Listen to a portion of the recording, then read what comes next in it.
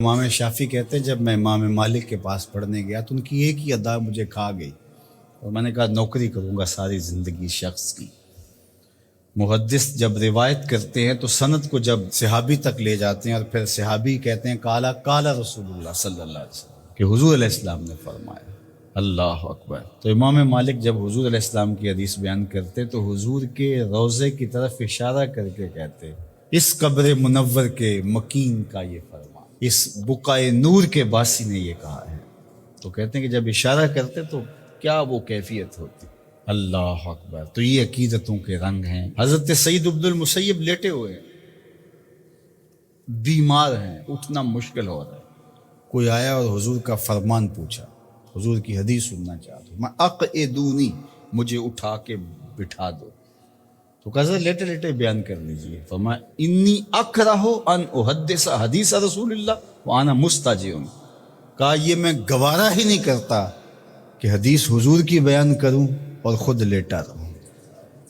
امام مالک کی دہلیز پہ اگر کوئی شخص آتا تھا تو اسے پوچھتے تھے کیا کام ہے۔ اگر وہ کہتا کہ میں حضور علیہ السلام کی حدیث سننی ہے آپ سے، تو فرماتے کہ پھر تھوڑا انتظار کرنا ہوگا، مجھے غسل کر لینا۔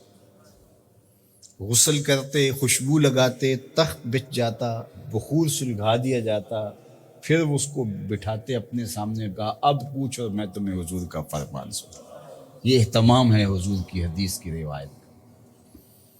امام بخاری نے صحیح بخاری میں جتنی بھی حدیث روایت کی، ہر حدیث لکھنے سے پہلے غسل کیا ہے، 2 نفل پڑھے ہیں اور پھر حدیث لکھی ہے۔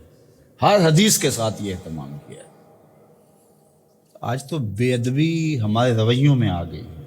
وہ ایک زمانہ تھا کہ ایک شاعر حضور کے روضہ انور پہ گیا تو پرانی مسجد نبوی کی تصویریں آج کل تو دستیاب ہیں، آپ اس کو دیکھ سکتے ہیں۔ 2 کھجوریں تھیں گنبد خضرا کے ساتھ، تو اس شاعر نے 2 کھجوروں کو حضور کے روضہ انور کے سامنے کھڑے ہوئے دیکھا تو اس نے اپنے انداز سے نظم کیا کہ کب ہیں درخت گنبد شہ والا کے سامنے، مجنوں کھڑے ہیں خیمہ لیلا کے سامنے۔ لوگوں نے کہا کمال کر دیا، کیسا تخیل پیش کیا۔ تو اگرچہ استعارتاً استعمال کیا کہ جس طرح لیلا کے خیمے کے آگے مجنوں کھڑے ہوتے ہیں، یہاں حضور کے روضے کے سامنے یہ 2 کھجور کے درخت کھڑے۔ تو ان دنوں میں اعلیٰ حضرت امام اہل محبت امام شاہ احمد رضا خان فاضل بریلوی بھی وہاں موجود تھے۔ تو کسی نے جا کے ان کو یہ شعر سنایا تو آپ کی رگے غیرت اور رگے حمیت بھڑک اٹھی۔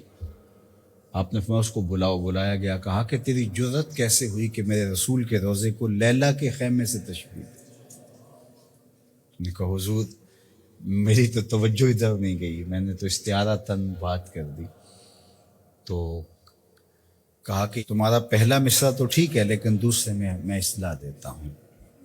اس نے کہا ارشاد، تو آپ نے اصلاح دی۔ اس نے کہا تھا کب ہیں درخت گنبد شہ والا کے سامنے، مجنوں کھڑے ہیں خیمہ لیلا کے سامنے۔ تو آپ نے کہا اس کو یوں پڑھو کب ہیں درخت گنبد شہ والا کے سامنے، اور اس نے دوسرا مصرع کہا مجنوں کھڑے ہیں خیمہ لیلا کے سامنے۔ تو اعلیٰ حضرت نے فرمایا اس کو یوں پڑھو قدسی کھڑے ہیں عرش معلیٰ کے سامنے، قدسی کھڑے ہیں عرش معلیٰ کے سامنے۔